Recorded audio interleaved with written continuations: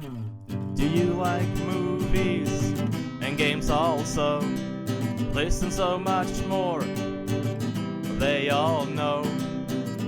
Vice, Lotus and Friends, welcome to Corrective Consciousness. Welcome to Corrective Consciousness, episode 176, the podcast where we explore the inanity of pop culture. I'm your host, vysethebold, and this is Lotus Prince. And we got another great show here, and I have to compliment me on my good reading last couple times. I'm not even a stammer. Not a stutter, nor a stammer. Well, I'm impressed. It only took me 3 years, Lotus. Yeah. I can finally read. Yeah.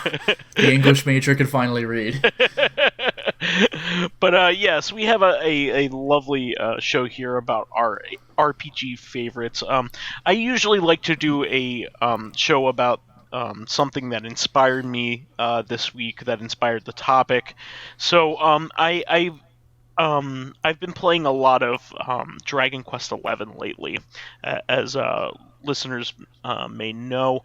I have never really played extensively a Dragon Quest game before. I played a little bit of 8, I played a little bit of 9, played a little bit of 7, but I never really...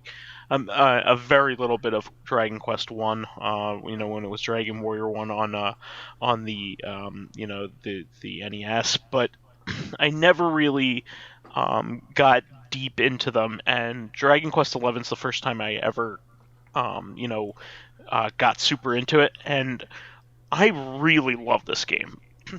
It has a lot to do in it. It's just been so much fun. The storyline's a lot of fun. The characters are great.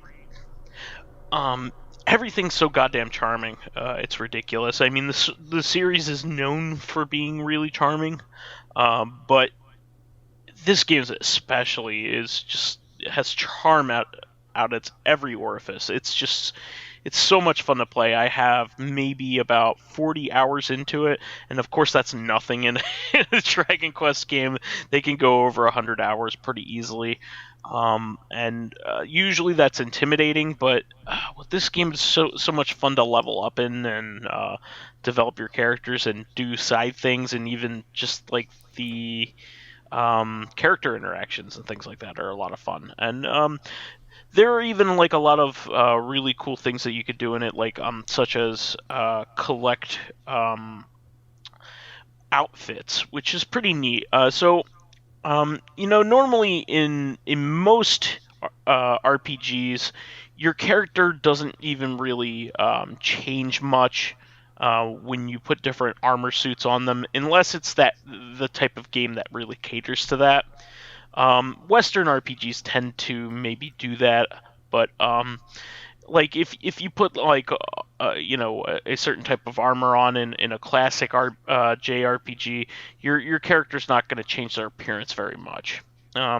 What's cool about this game is that you can craft or purchase certain articles of clothing or armor, and what they do is it unlocks a permanent outfit for you, despite whether you actually still own the item or not. Once you have the requirements for it, like certain outfits may require several pieces of clothing or something like that.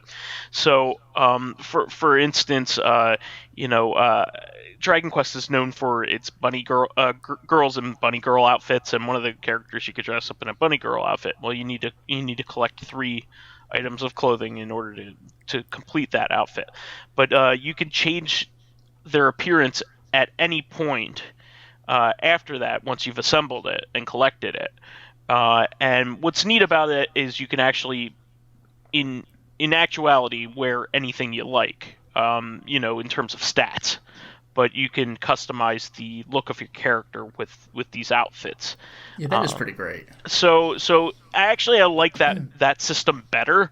I think you could do that in Monster Hunter now. So Capcom has realized that like some people just wanted certain outfits despite lower stats. Yeah, well, there have been jokes about that on the internet forever. Like, finally, the best setup in the game, and you look like an idiot or something like Yeah, that. yeah, exactly.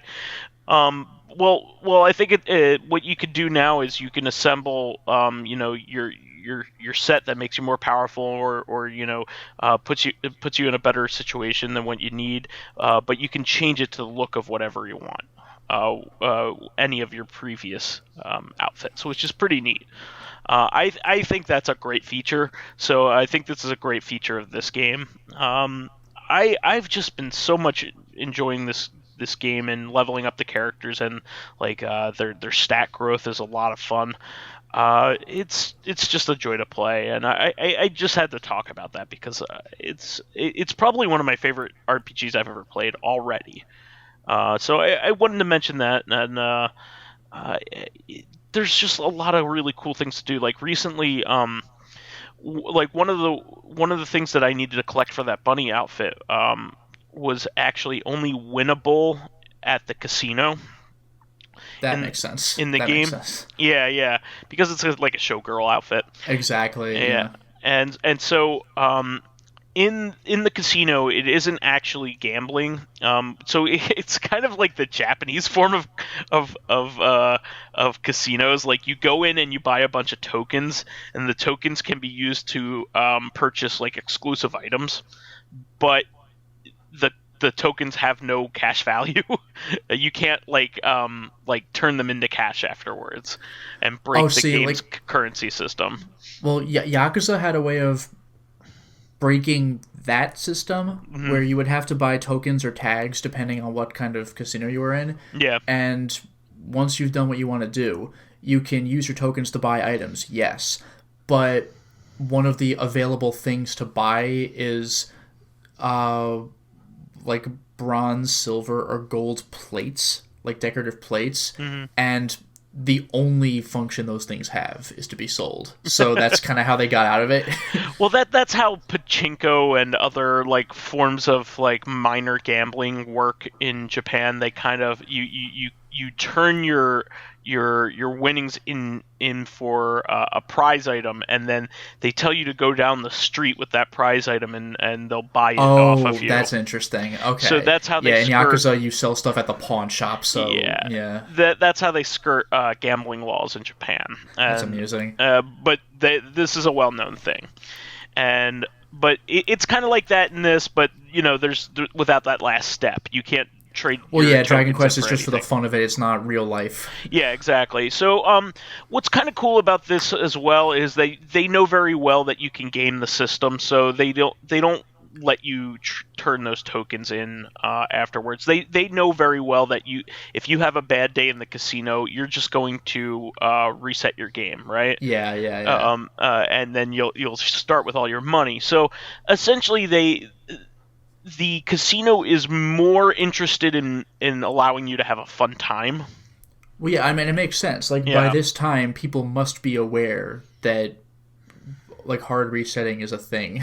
Yeah, so what's pretty cool is there are various things that can affect, like, the outcome of things in there. So they essentially want you to win the exclusive things eventually. Do you mean like cheating items and stuff like that? Yeah, so Yakuza does that too. Yeah. What you could do is there are a bunch of gamblers around just for like flavor, and that's actually one of the strengths of the game. There are a lot of people around just kind of in the streets just being randos. You can't even really talk to them. They have like these speech bubbles that say basically the only thing that they're saying, and you don't even like talk to them. You can't even really talk to them. Which is pretty neat. Yakuza started doing that way later, maybe in like 6 or something. Yeah, where you just see like idle speech bubbles pop up that you can't hear. You just read real quick, and you're like, oh. Well, during a lesser time period, maybe before like a PS3 era, you wouldn't see this kind of liveliness. You wouldn't see a whole bunch of people in the casino that are only there for flavor. And if you did, they would be sitting or standing and. Yeah. Maybe you could talk to them and be like, "This place is great" or something. Yeah.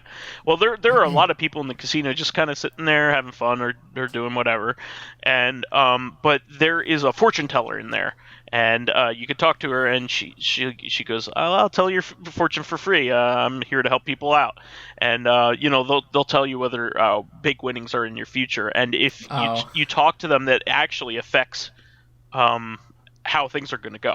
Uh, sure.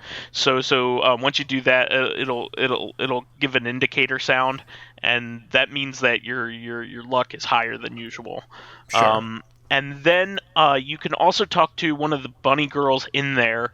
Has the scoop on which machines are hot and which ones aren't. Like if you want to do slots, so you can pick the one with the best odds essentially, and it's pretty neat.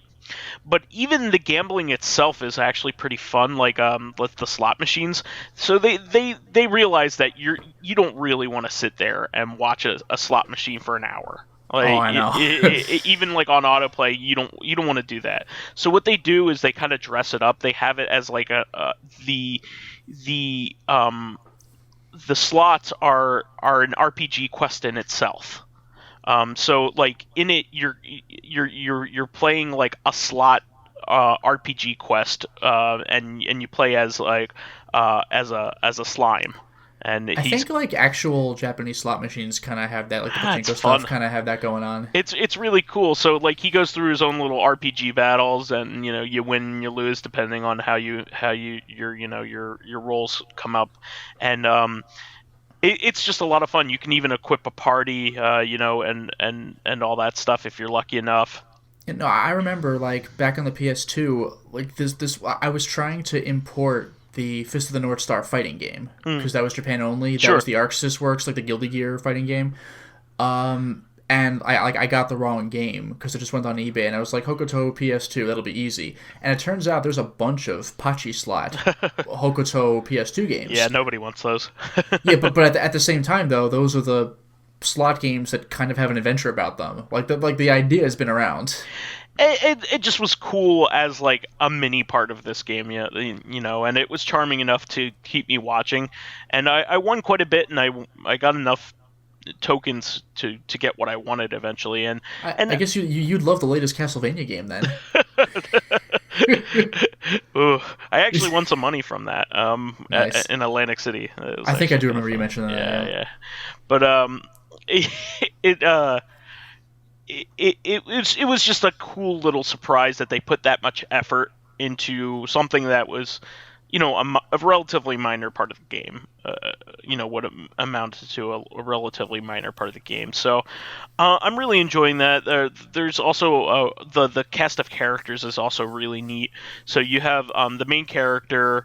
You have his like thief friend, and that's pretty normal. You have the adventurer and his thief friend in an RPG. But then you start getting into like more motley crew. So um, you have two twin sorceresses. One that is like uh, attack-based magic, and another that's support-based magic. But one of them has regressed in age because of a curse. So they are twins, but one is like 10 years older than the other one in appearance. So it's actually pretty kind of cool.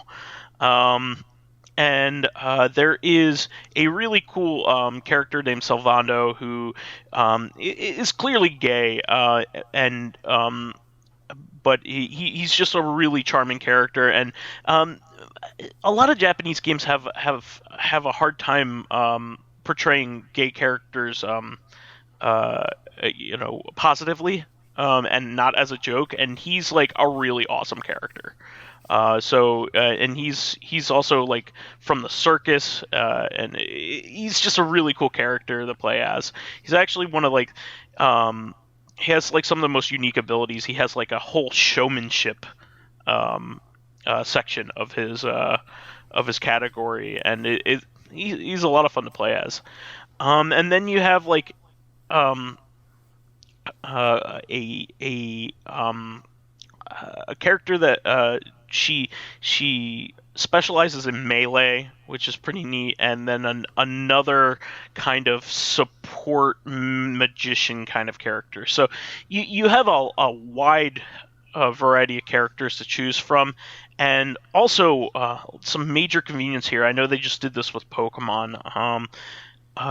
All of your characters, whether they are on the battlefield or not, will level up along with the rest of the other characters, so you don't have to switch them in and out. Yeah, good. So yeah, so like you could feel free to use your preferred team at any given point and not miss out on experience, which is really neat.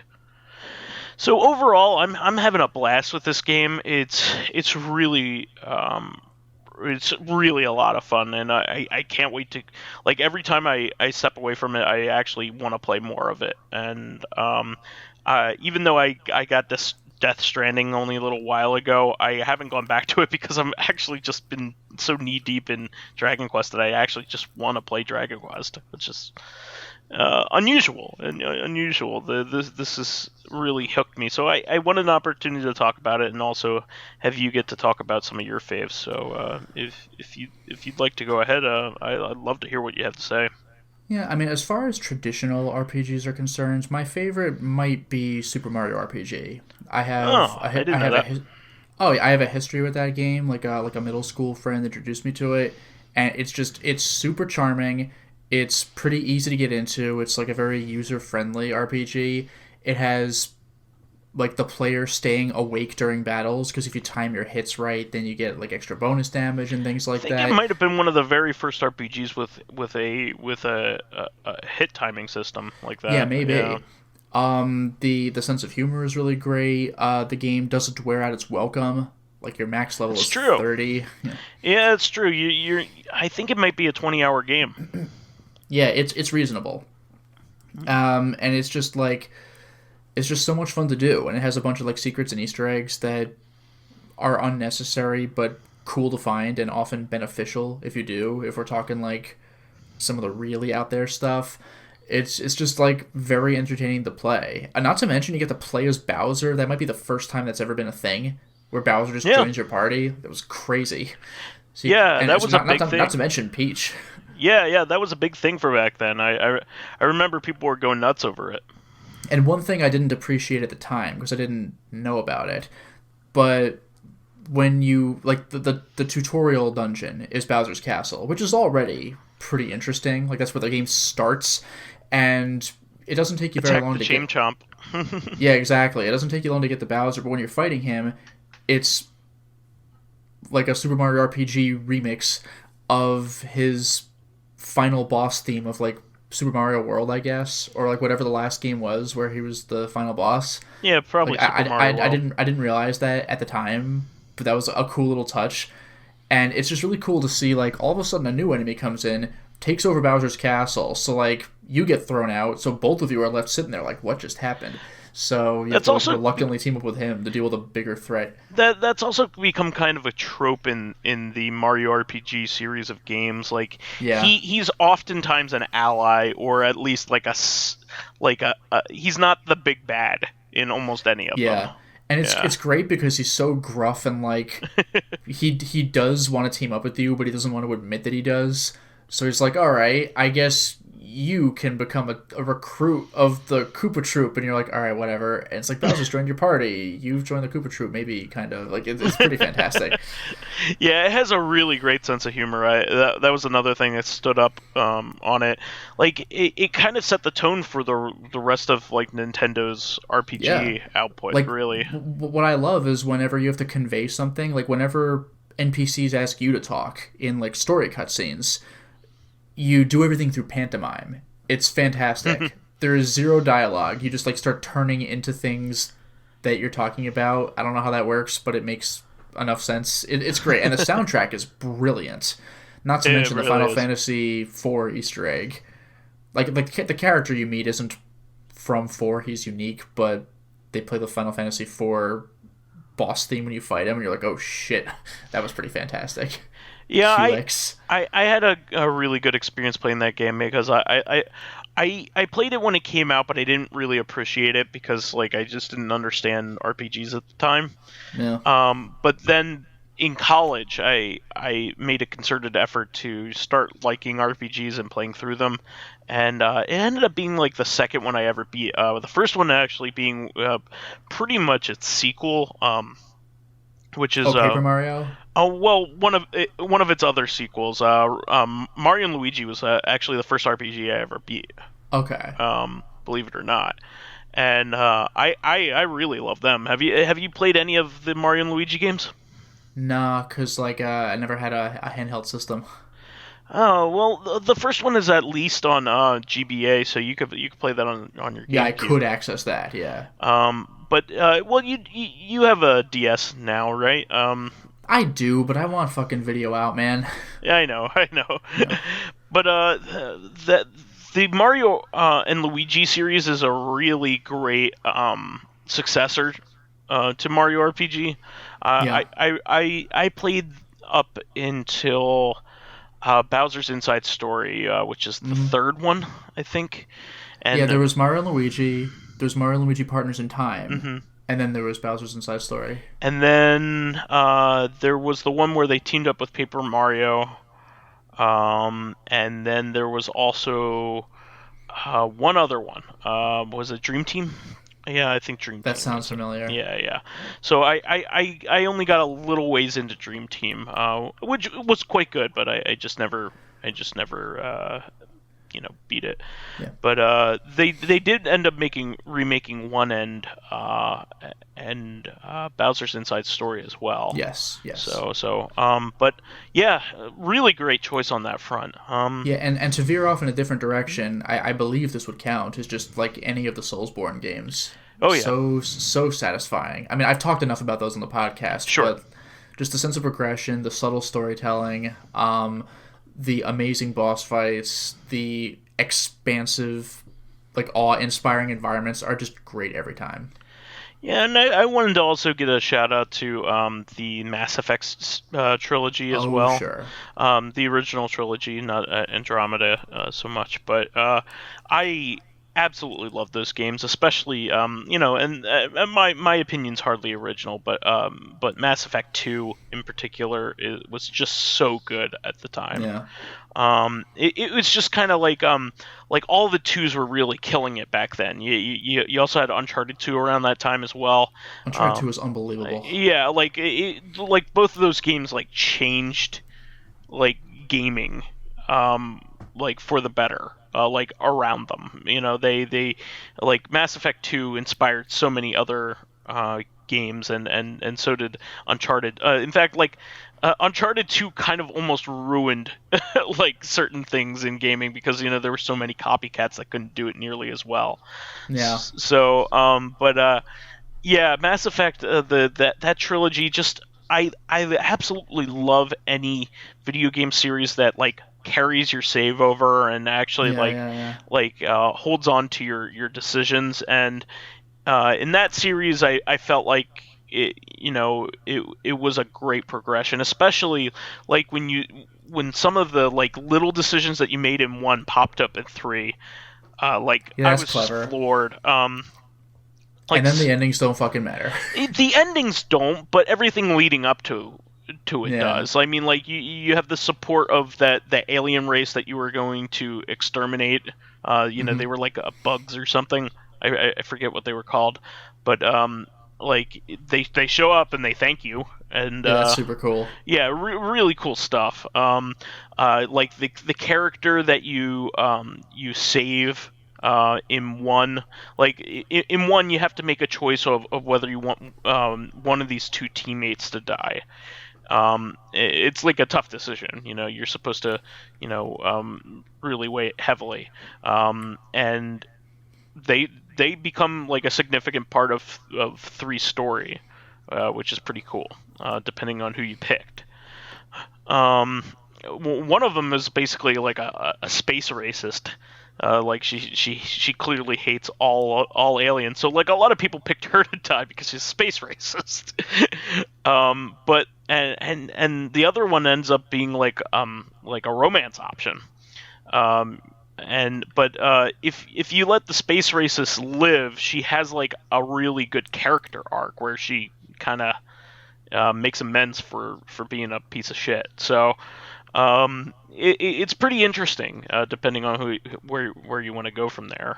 I also wanted to give a shout out to Fallout New Vegas. I absolutely love Fallout 3, but New Vegas is even better. I don't know if you ever played either of those, but I never touched Fallout. oh, okay. I definitely, if you're gonna play any of them, play New Vegas. I'm not. I would. You're not interested. Don't care. Yeah. I mean, I'm more interested in Fallout than I am in Skyrim, but like, cause like I just like the aesthetic more. But when push comes to shove, they're the same game. I don't care.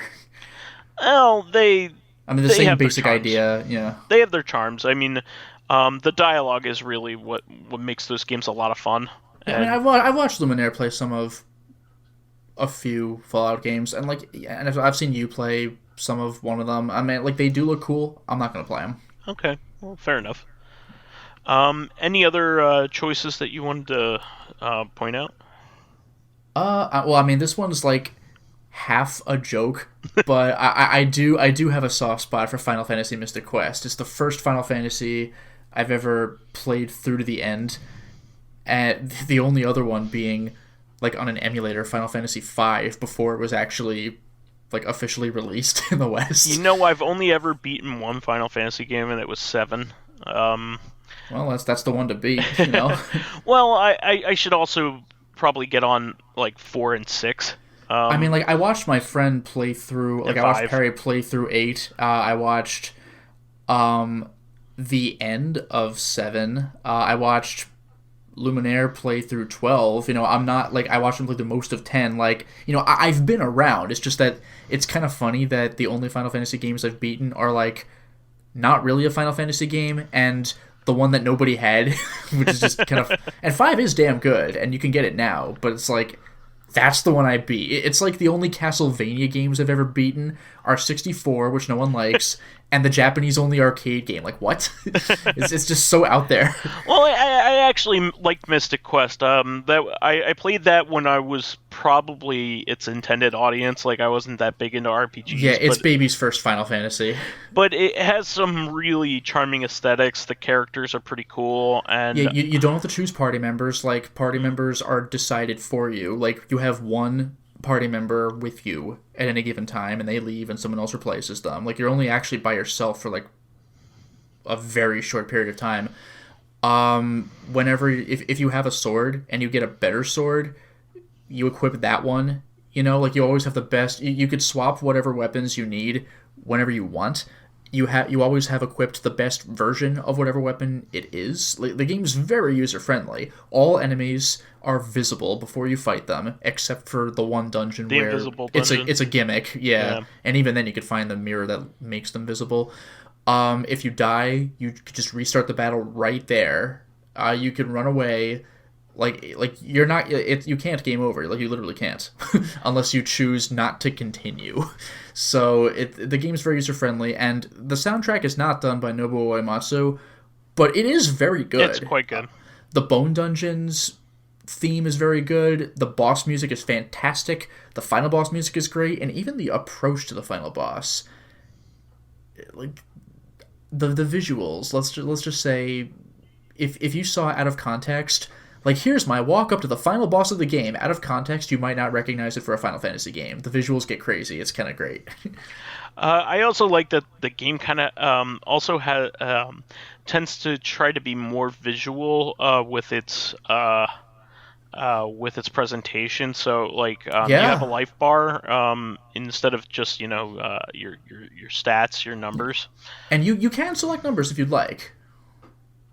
Yeah. I really enjoyed that. There's also some action elements as well. There's a couple things where you can, like, climb. Yeah, you could jump. If you equip the right weapon, you could climb. If you equip the other right weapon, you can cut down trees, like with the axe if they're in the way. Like, it's very well done. Also, the big thing is the enemies. You can never tell what their HP is, but they have like 3 different sprites, except for bosses, which have more, that, like, it shows them getting more and more messed up as they lose HP. It's just a cool visual. Yeah, I really enjoyed that game. Despite people ragging on it, I It's think very obviously like the black sheep of the series. But like if you just want to like let me play a Final Fantasy game real quick, like it's fine. yeah, and especially at a time when I didn't really know how to play RPGs. Like I said, I was its an intended audience. Like at the time, like RPGs were really only played by people who had computers, or in Japan they played them, but they didn't play them in the United States. Not only that, but if they did play them in the United States, it was on Super Nintendo. Because Yeah. Sega had almost nothing. Like, how many people were really, in America, how many people really played Phantasy Star or Shining Force? As good as those games are, how many people really played them at the time over here? Like, Super Nintendo had fucking Final Fantasy. And not to mention other RPGs anyway. Oh yeah, and it had Dragon And Quest. Terranigma, if you're in Europe. Yeah, Dragon Quest since the NES, it's been a thing, yeah. Yeah, no, totally there. So, I definitely recommend all those, and I also have to make a shout out to Skies of Arcadia, of course, anytime Of I get a course. chance to. Of course. My one of my favorite games of all time, obviously, my namesake.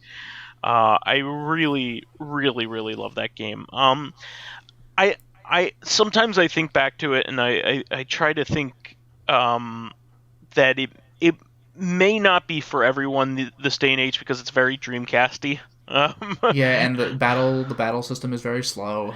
But The story's so good.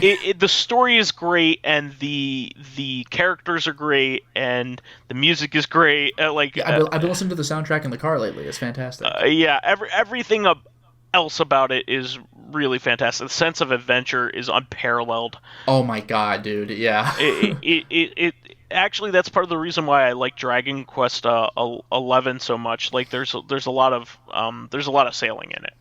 Yeah, and even Wind Waker, like you're filling out your map, but in Skies of Arcadia, you are canonically making discoveries about the world. Yeah, nobody else great. knows about them.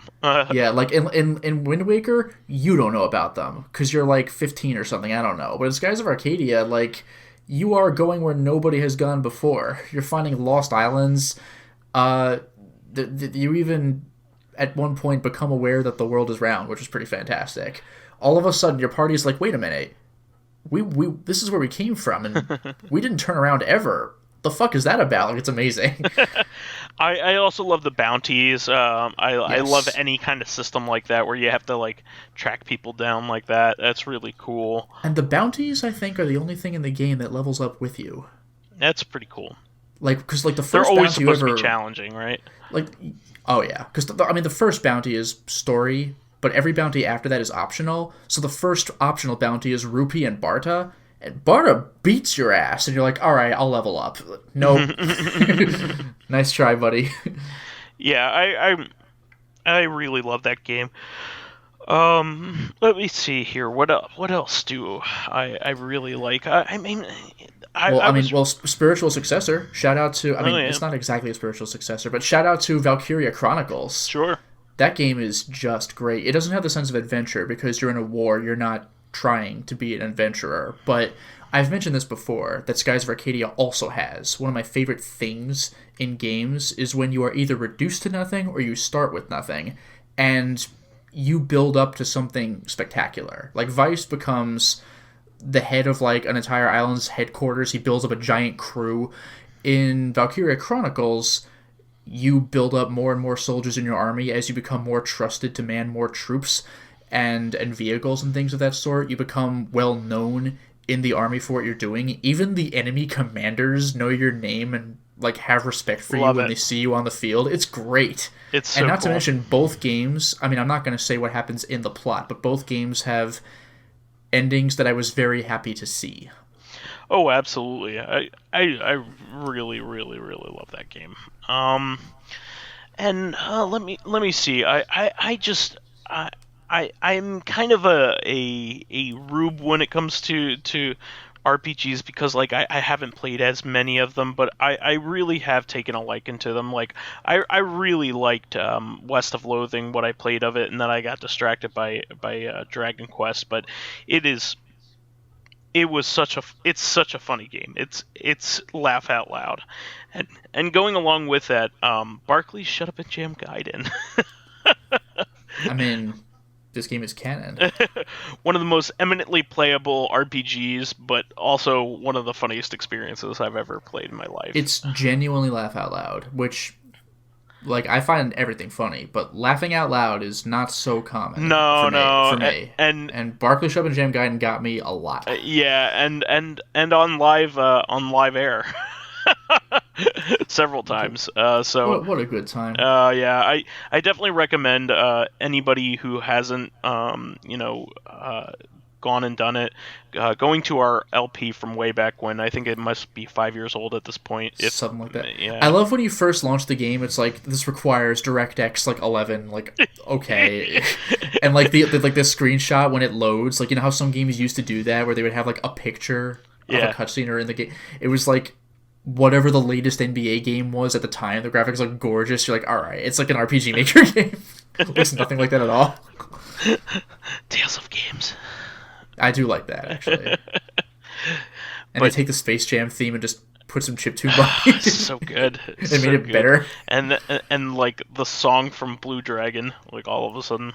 I couldn't believe that was that was my favorite at the ending credits, where they were giving special thanks to Nobuo Uematsu, which was an actual legitimate credit. Thank you for that song we stole from you. And speaking of Chrono Trigger, goddamn, what a good game. Oh yeah. Have you ever played that one? I mean, yes, and I beat it, but it was on an emulator way back when. I would need to play that game again. I have it on DS now, and it's available definitively on PC. Yeah, I would like to go back to it because I beat it right around the same time I beat Mario and Luigi. It was okay. I was on an RPG kick, since beating my first couple ones, and I was I got to go back and play some of the greats, the all-time greats. So I played that one, and when I went through, and this is the beauty of playing kind of blindly, and this was before a lot of social media and stuff that. The game has tons of endings. You don't know where you're going. Well, I didn't look up a guide or anything, and I didn't even know you could recruit Magus because I just beat him. Oh yeah, of course. I just beat him, so he just fucks off. Yeah. But he's another, a party character, and he has his own arcs and all that stuff. Yeah, that was Bowser and Mario. It's I can just play as Magus. That's so cool. It is cool, and I wish I hadn't beat him, but now I can go back and play and have almost a completely new experience because I never played as him. By the way, one other thing I should shout out is Chrono Cross. That game is very hit or miss. I need to play that. You're either going to love that game or you're going to hate it based on the way it plays and the way leveling works, but good lord, can you get a lot of characters in your party? It's insane. Also, the music is apparently really I was going to phenomenal. mention, that even the opening theme, it will blow you away. Yasunori Mitsuda's Keltotropic music is just... Keltotropic. I think Nobuo Uematsu contributed to the soundtrack as well, but that soundtrack is unbelievable. That's another game that I watched Luminaire play through, and it's the plot was hard for me to follow because I wasn't with him 100% of the time. It's also kind of confusing on its own. It is, but the music is so good in both games, Chrono Trigger and Cross, and they're very different kinds of music. Chrono Crosses reminds me a little bit, mainly the main theme, I guess, reminds me a little bit just that laid-back, country village folky kind of music. It makes me think of Dark Cloud. Oh yeah, which is another game I love. I don't like the destructible weapons so much, but Dark Cloud's a great game where your city gets wrecked. I've kind of gotten used to destructible weapons. Over time, it's just kind of grown on me a little bit. Yeah, I mean, in Dark Souls, it goes, it's broken, so find a blacksmith and fix it. But in Dark Souls, it's fuck gone. You. Yeah. Oh well, I listened. Sorry, I said Dark Souls, Dark Cloud. I know what you meant. So I listed all the major ones that I wanted to put out there. Did you want to shout out anything else before we moved on?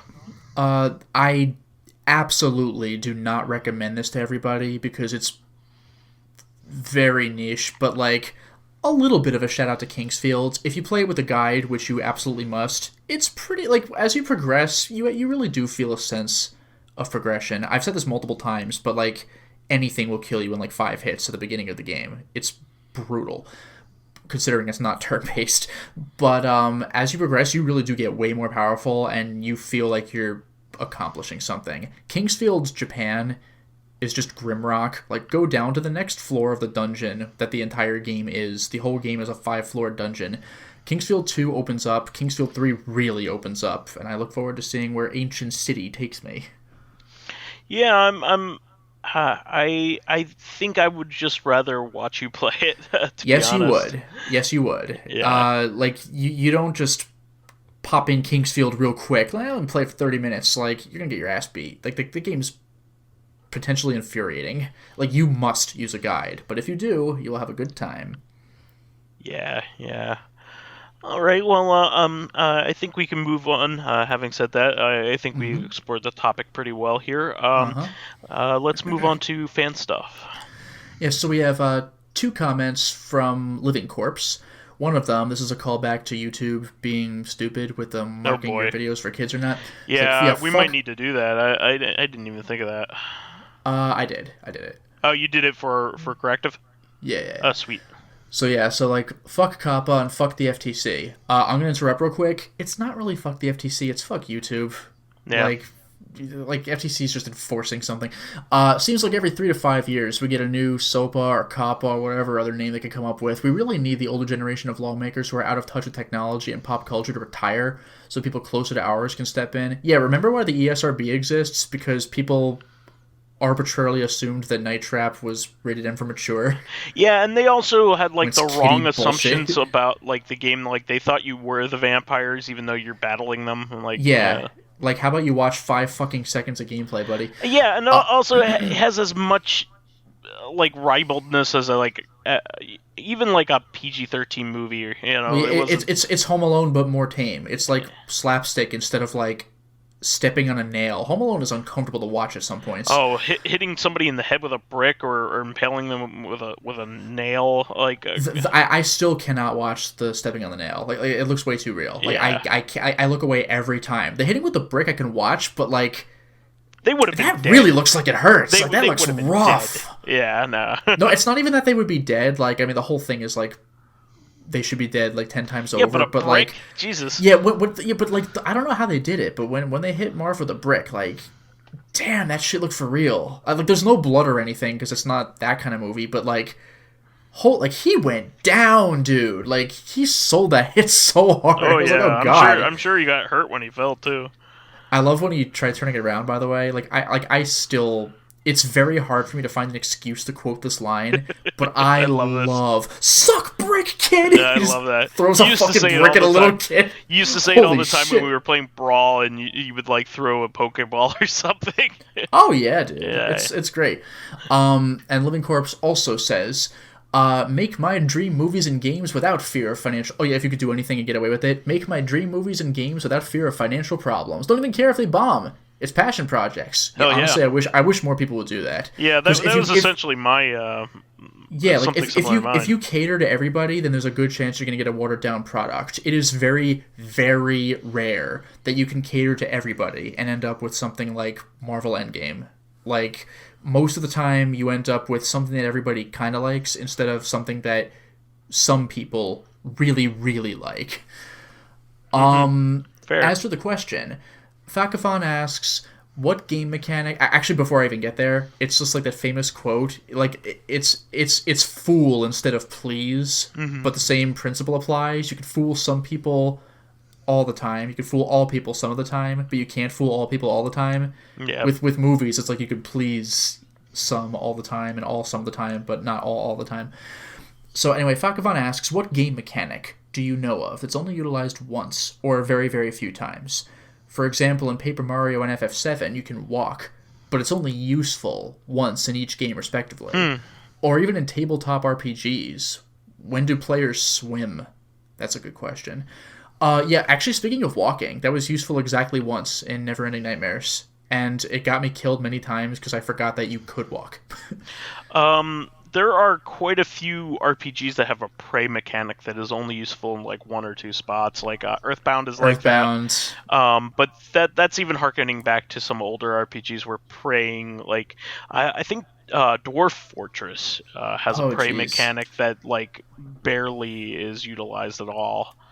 Actually, I got one real quick. This isn't a game mechanic, but it was a setup for a concept that was never fleshed out.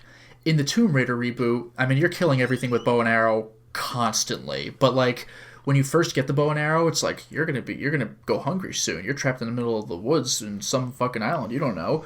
But wait, there's a deer. You better kill it to get some food. Oh, I'm yeah. like, oh, that's gonna be a thing, is it? Nope. The answer is no. Yeah. From now on, you kill wildlife if you want minor XP bonuses, I guess. Well, you can use their pelts to make gear later Potential on. upgrades, but Yeah. food is just not addressed. No, not at all. It's just not. No, not at all. Those are good choices. I'm trying to think. There's been some.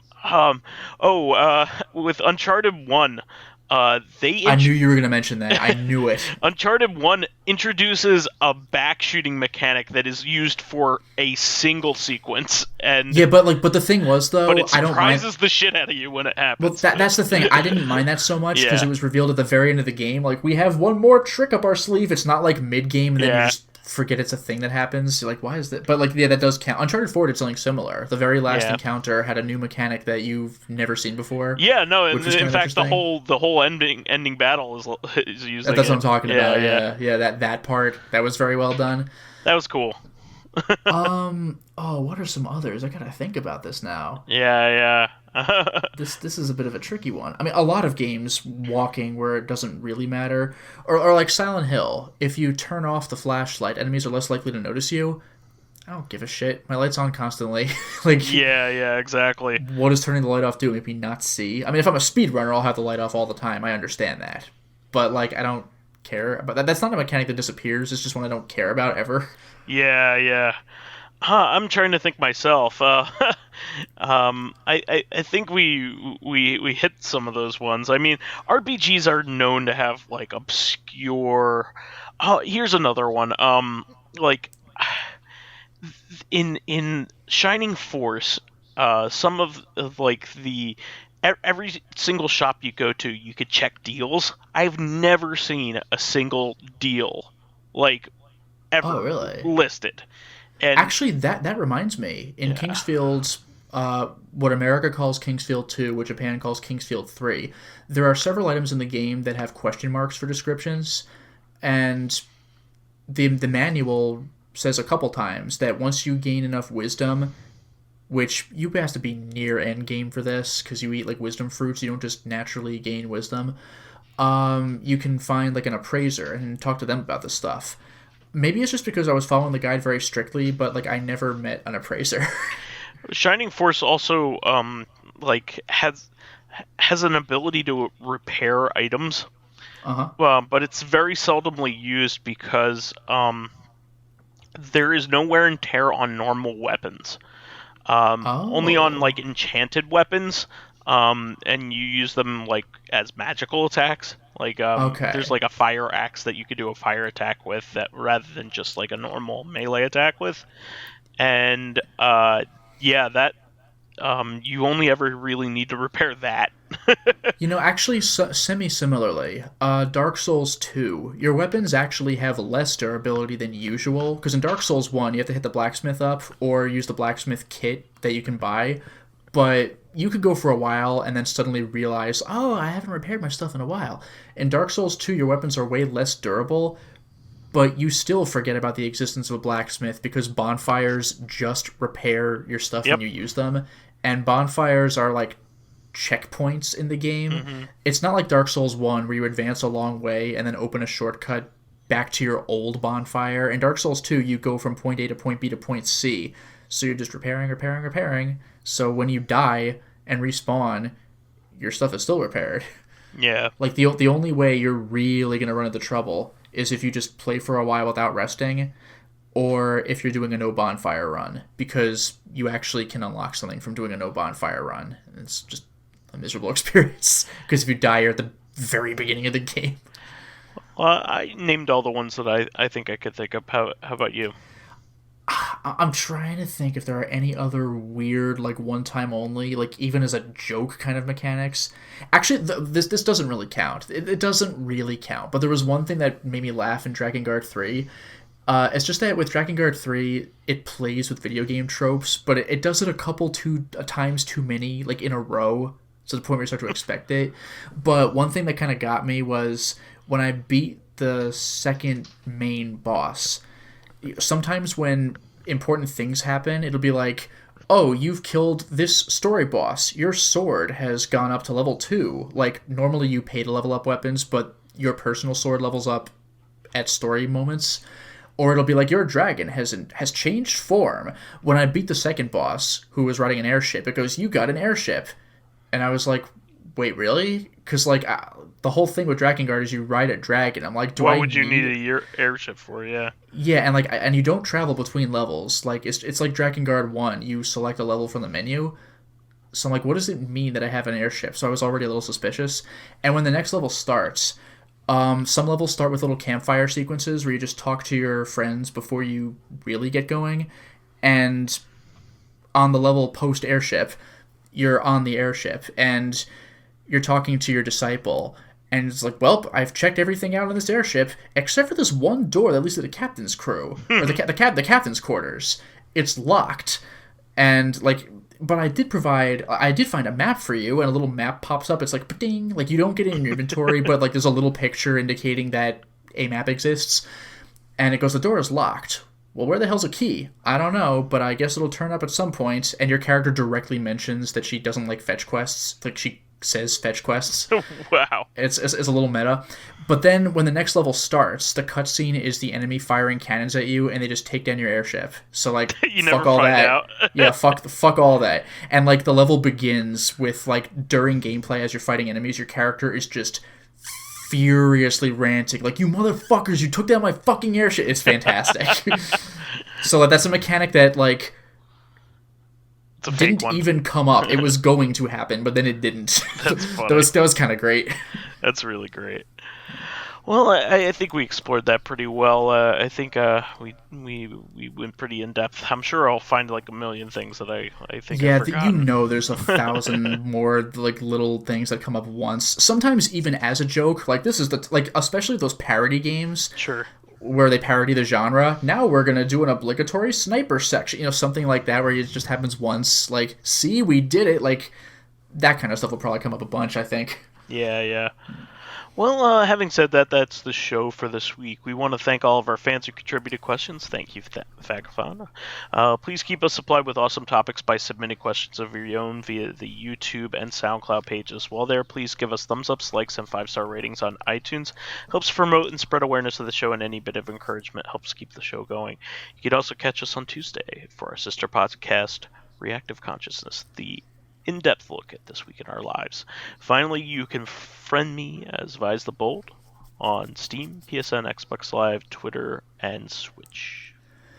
And you can follow me on my YouTube channel, Lotus Prince. You can hit me up on Twitter at Lotus Prince. And finally, if you are interested in seeing my videos early, getting in on exclusive live streams, selecting upcoming games for me to Let's Play, or getting involved in conversations with me and other patrons on Discord, then perhaps consider swinging by my Patreon account, which can be found at patreon.com/LotusPrince. And by the way, I remembered one more thing.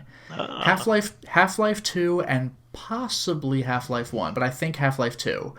You know the obligatory Valve physics puzzle? Sure. Where you like put a brick on a balance. seesaw? Yeah. You only have to do that once. Yeah.